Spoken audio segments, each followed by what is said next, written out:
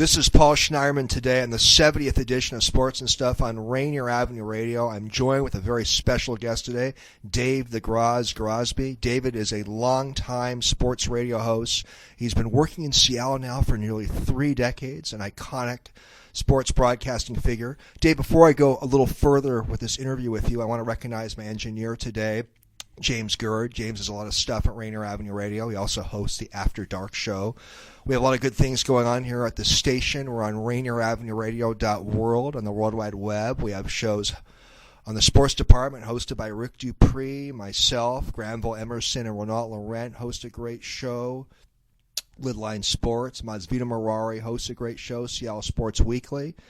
Pat McCarthy and Masvita host a show on the Metro Sports Conference. Mark Bryant hosts a fitness-based show, and Juan Cotto and Mike Colbrisi have hosted a show at the station.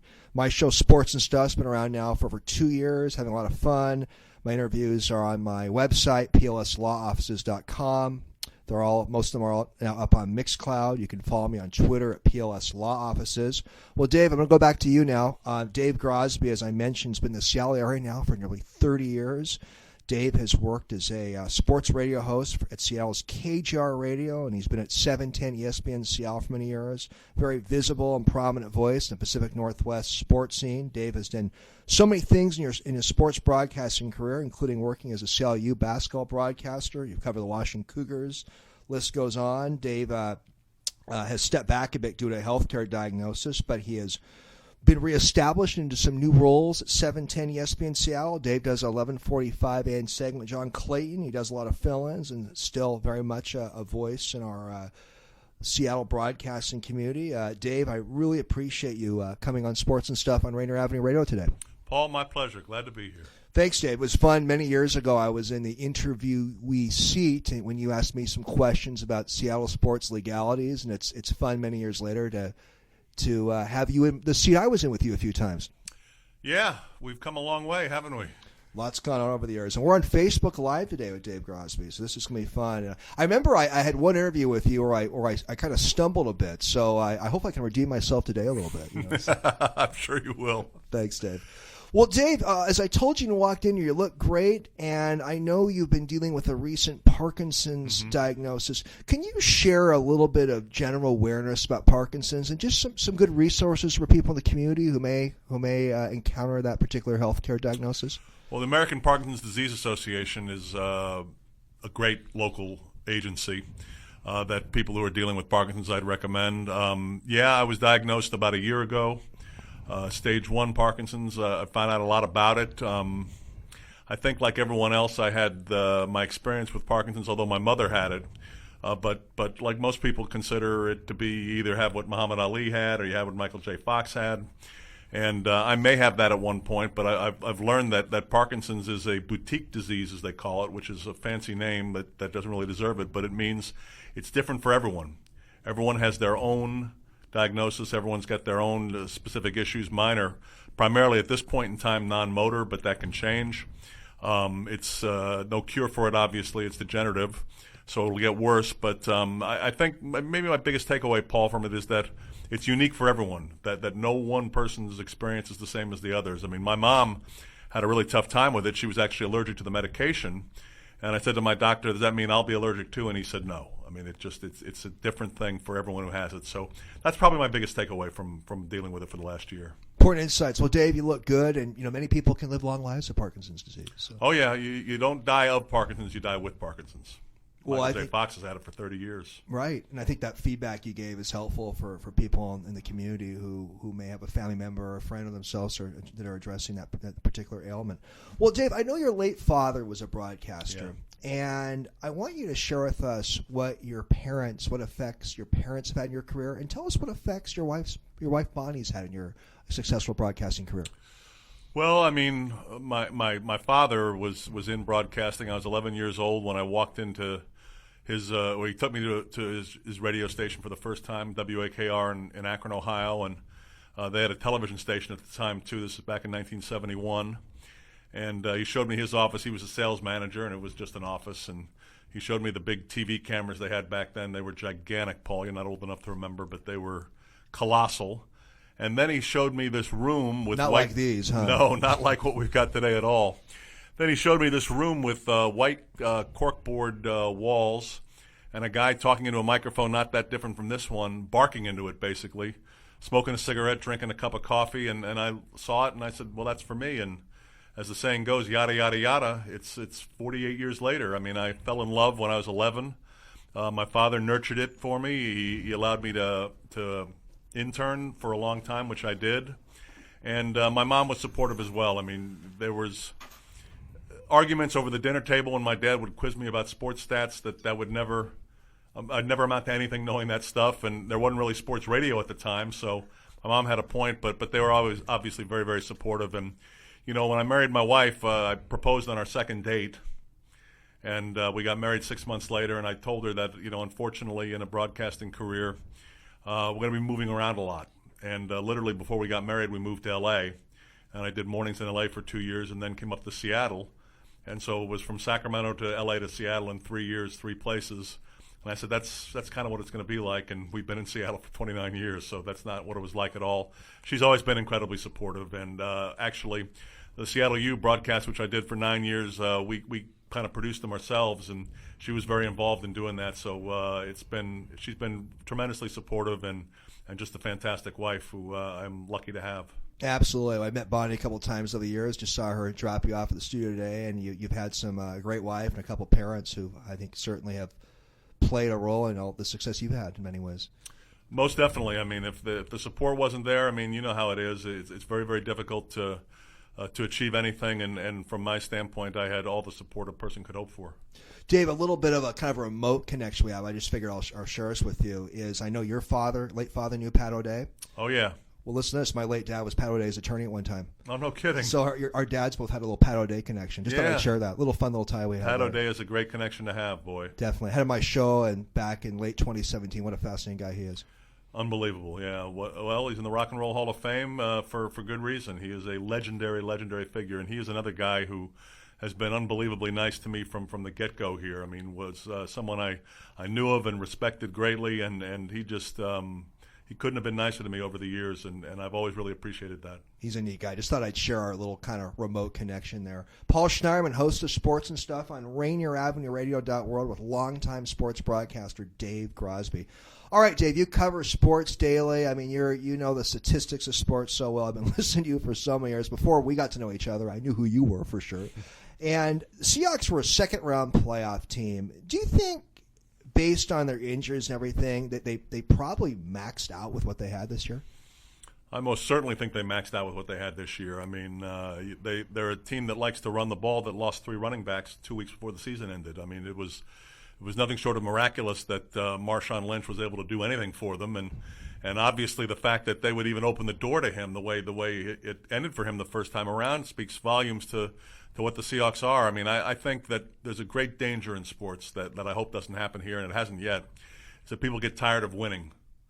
They want championships and forget that winning is very, very difficult to do. I mean, look at a lot of other franchises. So I think the Seahawks absolutely maxed out. I think unless you're the New England Patriots, getting to the second round of the playoffs is a successful year for any franchise in the National Football League. Yeah, it's hard to complain now. Sure, we get greedy as fans wanting teams to go, our favorite teams to go the next rounds, but I don't have a lot to complain about as a casual fan of the Hawks this year. No, they were this year was probably the most entertaining year of Seahawks football I've ever seen. I mean, every single game seemingly went down to the wire. It was absolutely fantastic season. I'm more of a casual fan than a fan, being in broadcasting and covering the team, but I can't think of a more entertaining season that Seahawks have ever had. A lot of those fun, close games and everything. Paul Schneiderman, again, on Sports and Stuff on Rainier Avenue Radio with Dave Grosby. Dave, you arrived in Seattle, what was it, 1991 about? Yeah. Okay. And I know you lived in Ohio. I think you lived in New York growing up as well. You did work in Sacramento and Los Angeles. Do you think Seattle has become more sophisticated as a sports city since you came here in the early 90s? Help me measure that a little bit. It's a really good question. I mean, Seattle, it's. I wouldn't use the word sophisticated because I think when I think of the time of Seattle sports, you think of, and you can't help it, you think of the great betrayal. I mean, the dominant story for me is, Seattle sports fans had a team that they supported for 41 years leave. That's as long as the Dodgers were in Brooklyn. I mean, that's something that hadn't happened in a lot of places, and I think that's sort of the dominant thing.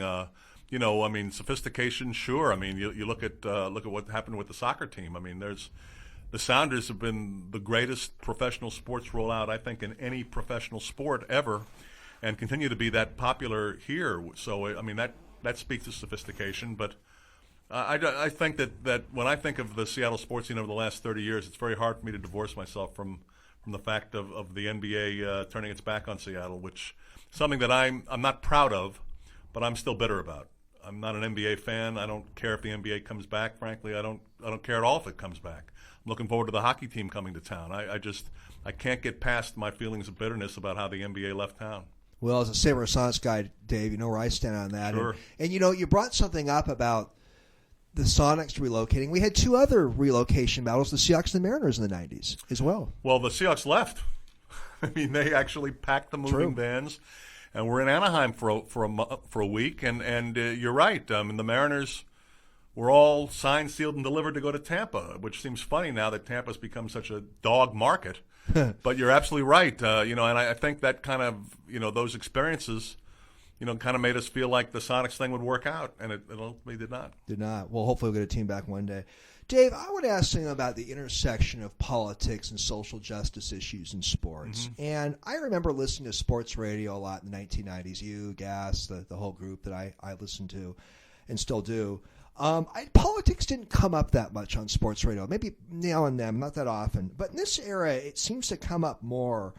I know that some sports radio hosts really want to avoid politics when they can, but here's my question for you, Dave. How can a sports radio host avoid politics when there's so many labor management issues in sports, gender equity issues, racial justice issues, stadium funding issues? I mean, the list goes on. I mean, do you think a sports radio host is it almost mandatory for a sports radio host to discuss politics these days? It's a really good question. I mean, it depends on the attitude of the employer. I mean, it really does. I mean, in some cases, they want you to stick to the numbers and Sure. not go there. I mean, it depends on who you're working for and what their attitude is. But you make a good point. I mean, those issues, though, have always been there. I mean, they're not new issues. Sure. And certainly politics was a big issue in the 90s here with the franchises potentially relocating. So I don't think that's changed all that much. There are more avenues of people getting information nowadays, so maybe the pressure is off a little bit. I think it was, when I started in sports radio, it was a completely different world than it is now. You were, meaning myself, and a sports talk show host, I would do things in the early 90s like preparing for the show, would go to Bulldog News or go down to Pike Place Market and get a couple of out-of-town newspapers. And by reading them and paying attention to them, you had an advantage. You actually knew things that other people didn't know. Nowadays, you wake up or you just look at your phone, and you can find out all the information you want. It's at your fingertips. So the job has changed so dramatically that for the social issues, political issues, a lot of people are getting those from other places, I think. So it's an interesting position the sports radio host finds himself in nowadays. Yeah, I just know that a lot of sports radio hosts, as I mentioned as part of my question, would really like to avoid politics. But boy, it seems like every time you look at a newspaper, go online, there's some connection between sports and politics these days. I mean, I don't know. It just seems like the last 15, 20 years it's gotten heavier with. It's funny because when I was growing up, when I was really young, that's when sports and politics really did intersect. When you had Bill Russell and Muhammad Ali. I mean, talk about a sports figure that was political. I mean, there's never been anyone to compare to him. I mean, we saw the generations change a little bit, and Michael Jordan's line of Republicans buy sneakers too, and when he's asked why he wasn't politically involved, it's changed dramatically. I would submit to you, Paul, that it was much more a politically active time during the 60s and the early 70s than it is right now. Greg Lewis, we both know. Greg, the great Husky and great football player. Greg felt that things got kind of complacent when it came to sports and politics when he played in the early 90s. That was Greg's take on that for maybe a period of time things got a little more relaxed maybe. But complacent's a good word for it. I mean, it just, I think more and more with there being more knowledge out there, which means you kind of understand the bad things that are going on in society a lot better. Sports more and more, I think people are looking at it as a place, a refuge from that. Whereas I think in earlier days maybe it was a part of the landscape. I think nowadays it's really people are looking to sports to try and escape from that more than anything else. A lot of truth to that. Paul Schneiderman again on Sports and Stuff on Rainier Avenue Radio. We're on Facebook Live today with the great Dave Grosby having a fun conversation about all sorts of subjects today. Dave, you've followed Washington State University football since you've been here. Sure. And you know the program well, and I want to kind of take out the Groz crystal ball here for a minute. So the Washington State University hired Nick Rolovich. Recently he was the Hawaii coach. All right, I'm going to have you put on a crystal ball hat. Do you see Rolovich matching the Mike Price, Mike Leach kind of success of Washington State, or do you see it being him being more in the Paul Wolf league or somewhere in between? What do you? I know it's a tough question. It's a good question. I think and you're right. I mean, when you talk about the last 30, 40 years of Cougar football, you talked about the two successful runs. Mike Price and his quote-unquote coaching tree. Bill Doba had some success after him, and then Mike Leach. I think when you look at why Leach was successful, he brought in an offense that now is becoming a lot more commonplace, but at the time was not. The air raid, it allowed you to recruit to a place that's very difficult to recruit to. We know that's the challenge at Washington State, and to have a little bit of a different look on offense. The top quarterbacks in the country knew that if they came here, their numbers would go off the charts and it would improve their draft position. And Leach was a guy who had success in Lubbock, Texas before he went here, and now he's off to Starkville, Mississippi, another small town. So he'll probably do well there. I think that the thing that I like about the new Cougar coach is he's running the run-and-shoot offense, which is not an offense that a lot of teams are running. Requires a certain specific type of athlete. Wide receivers can have gigantic numbers in the run-and-shoot, as can quarterbacks as well. So I think from that aspect, it's a Mike Leach-like hire, and I think that can be successful. Paul Wolf was hired as a guy who'd been in Eastern Washington. You figured he could recruit the state, and that's always the talk. But Mike Leach was successful not recruiting the state.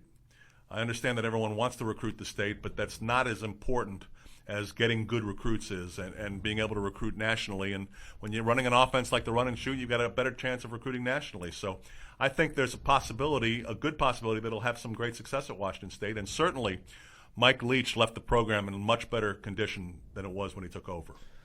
And I'm not a Cougar, I'm a Husky, but for all of Leach's kind of well, you're going to miss him, man. You're going to miss him in the Apple Cup. That's a way to look at it. But he did leave the program in better shape at Washington State. It's hard. It's incontrovertible that he did. Yeah, I mean they were. I mean, think Paul Wolf's last year was 2-11 or 1-10, something like that, and he's now they went to 4 straight bowl games and won double-digit games and have produced some NFL quarterbacks. So yeah, Rolovich is taking over a pretty good program. My Wazoo friends have always had a soft spot for Paul Wolf, but you like the Jimmy Lake hire at UW?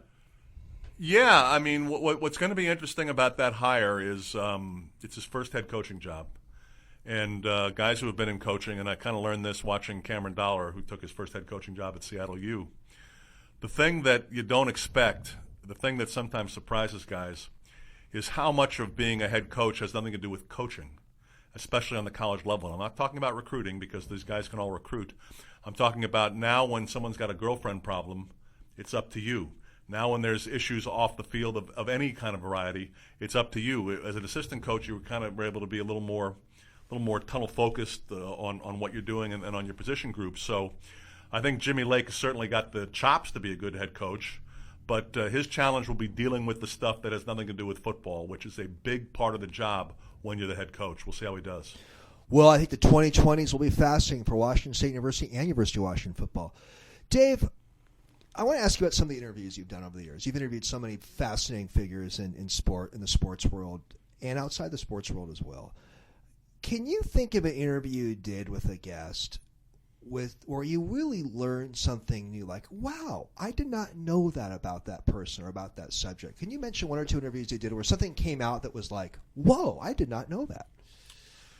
I mean, almost too many to mention. I've been surprised on some occasions. I'll tell you what I remember when you asked that. What came to mind immediately was one of the most surprising interviews I ever did, and it was right before the Apple Cup between Washington and Washington State when Ryan Leaf was a senior and was going to be the number 2 pick in the draft.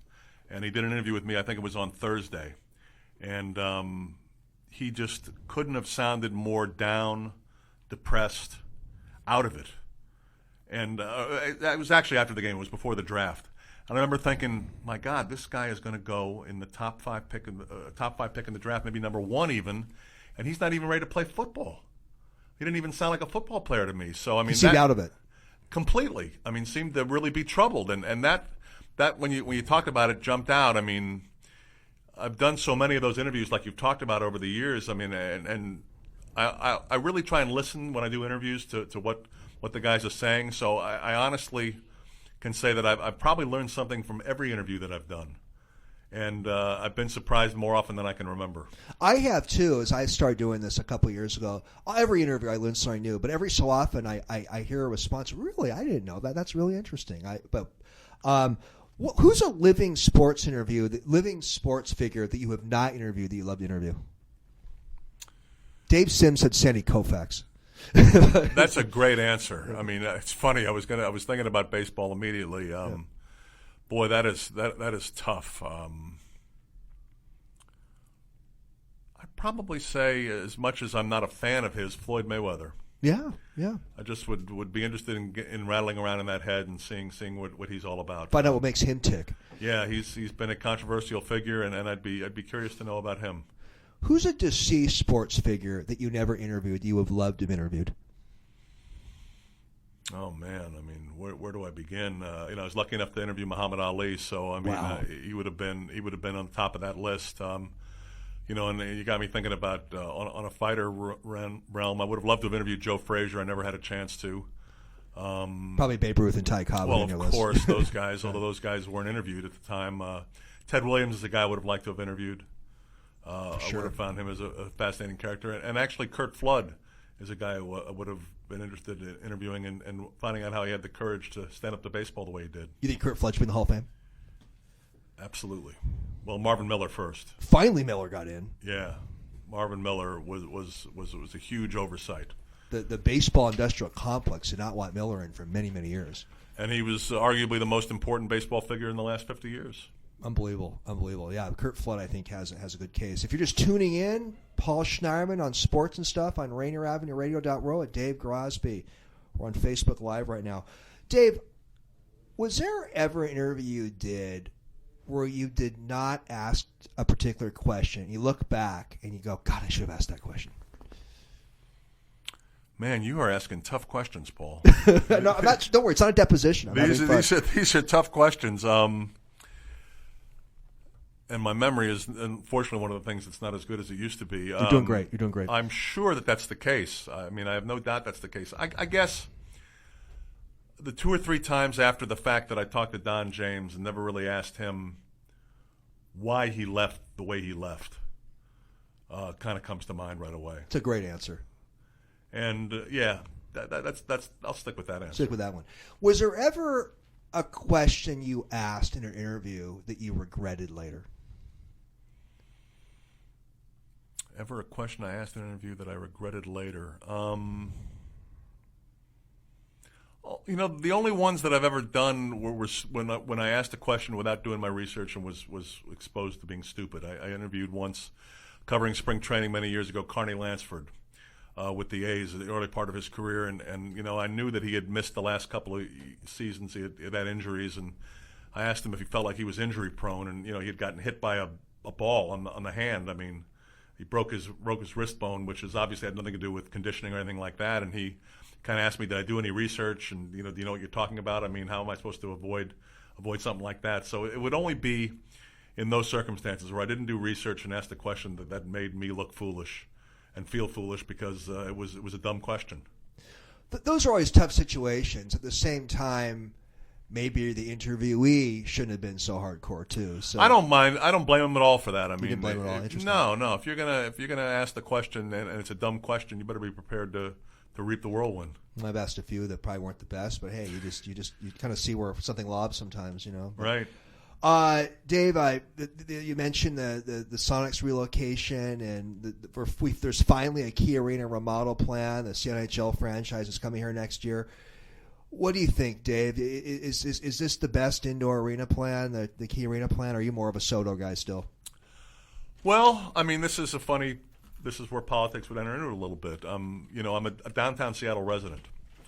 The city owns Key Arena. We're paying taxes for it. We paid for it.